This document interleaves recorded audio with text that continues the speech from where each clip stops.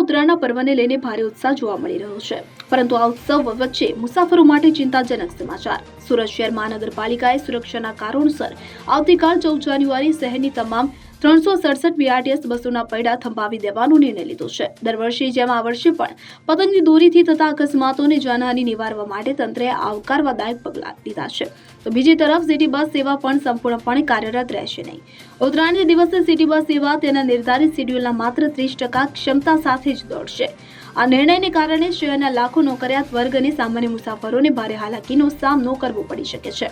વાસી ઉત્તરાયણના દિવસે પણ સ્થિતિમાં બહુ મોટો સુધારો જોવા મળશે નહીં, કારણ કે તે દિવસે પણ બસ સેવામાં 70% જેટલો કાપ યથાવત રાખવામાં આવ્યો છે। આ નિર્ણય પાછળનું મુખ્ય કારણ બીઆરટીએસ કોરિડોરમાં થતા અકસ્માતો છે। ત્યારે કુલ 754 બસોના કાફલામાંથી મોટાભાગની બસો બંધ રહેતા મિની ભારત ગણાતા સુરતના શ્રમિક અને મધ્યમ વર્ગના મુસાફરોએ રિક્ષા અથવા ખાનગી વાહનો પર નિર્ભર રહેવું પડશે, તો તંત્રએ અગાઉથી જ મુસાફરોને આ ફેરફારની નોંધ લઈ વૈકલ્પિક વ્યવસ્થા કરી લેવા અપીલ કરી છે।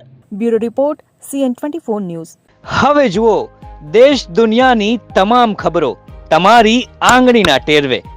ઉઠાવો મોબાઈલ અને ગૂગલ પ્લે સ્ટોર પરથી ડાઉનલોડ કરો અમારી CN24 ન્યૂઝ મોબાઈલ એપ।